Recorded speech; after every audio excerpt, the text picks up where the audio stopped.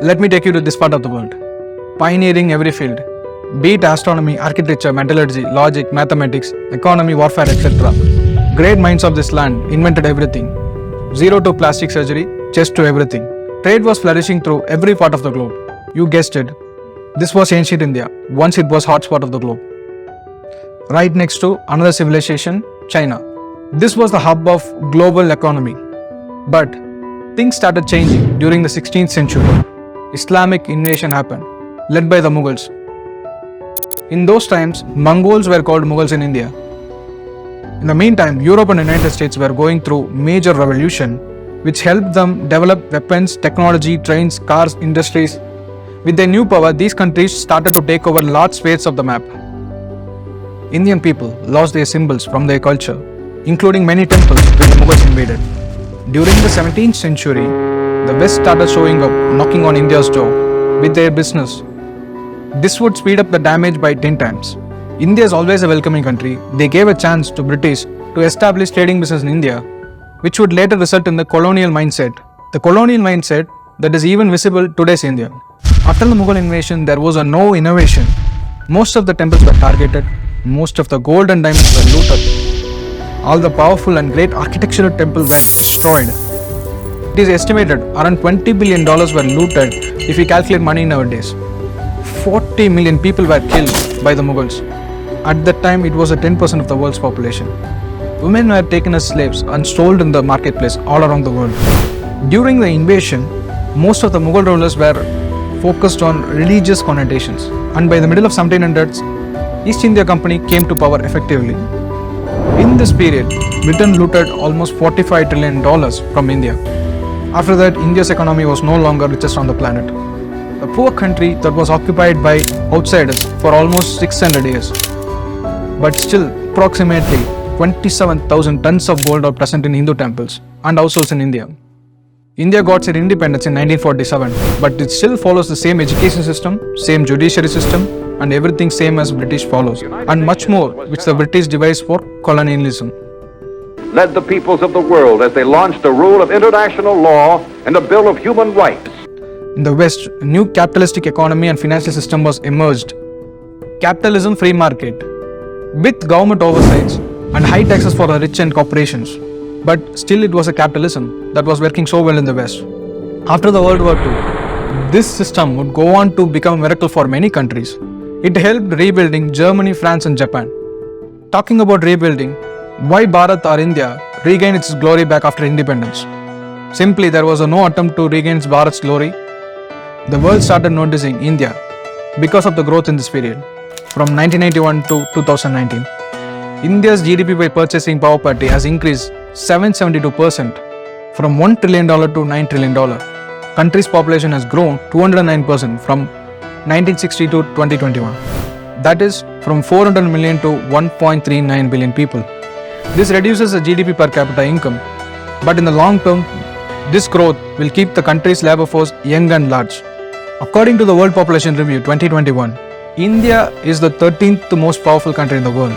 Because of the larger population, our GDP per capita income has reduced. But this younger population will make India rise faster and stronger. विस्तारवाद का युग समाप्त हो चुका है. ये युग विकासवाद का है. I am 1/5 of the world's population. I am what today the 5th or 6th largest economy in the world. I think I'm entitled to have my own side. I'm entitled to weigh my own interests. The world is changing. New players are coming. New capabilities are coming. But a new agenda must come. What is superpower? Being a superpower can be defined as the extensive ability to exert influence on an international scale. The state of possessing the might, both economic and military, that are superior in comparison to other countries. That is the general definition of superpower. But being a true superpower means it involves all resources, innovation, culture, etc. World population ranks on the basis of 5 criteria: international alliances, military alliances, political influence, economic influence, and leadership skills. The stage is set, the world leaders are here and the countdown has ended. G7 leaders have come together. The leaders of the world's largest economies are present at this summit and all the world leaders have arrived. at the destination of the G7 summit. Let's look at where India stands on military. India's overall military strength ranks 4th place in the world, following by USA, Russia and China. Artillery consists of large, powerful guns which are transported on wheels and used by an army. In artillery, India ranks 3rd in the world.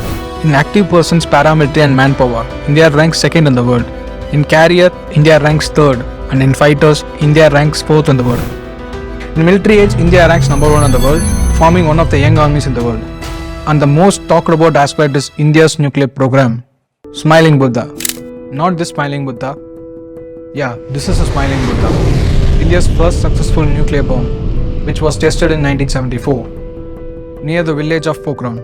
It was held very secretly, and Pokhran took forward in 1998. But this time, the whole world was against India to test more nuclear weapons. After this, India has developed significant nuclear arsenal to maintain its security.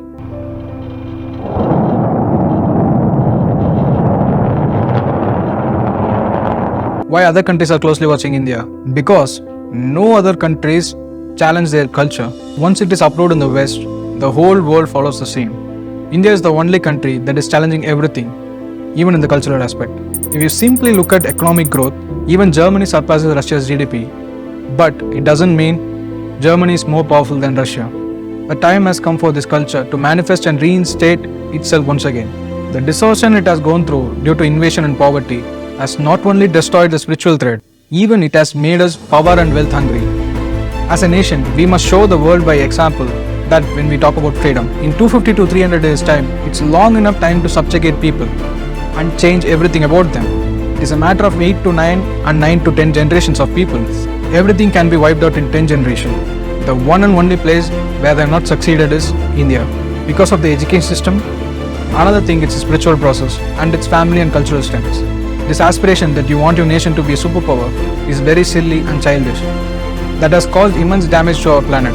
So I do not want India to be a great power. I do not want any nation to be a great power. Rather than being a great power, I want every nation to be the powerhouse of well-being for everyone who lives there. Unfortunately, superpower is the way the world works right now. So if you have enough nuclear weapons to destroy the planet, then you are superpower over them. I don't think any nation should aspire for that. I do not want India to go the same way. I hope other countries also take it out of their head. Little bit of teeth of all the superpowers are taken away and all of them become just good nations. Humans are fundamentally disturbing every major Earth system, from freshwater to the oceans and land, of the only habitable planet in the known universe. Superpowers are ugly, too full of themselves. We should not become like that. I want India to be a country of well-being.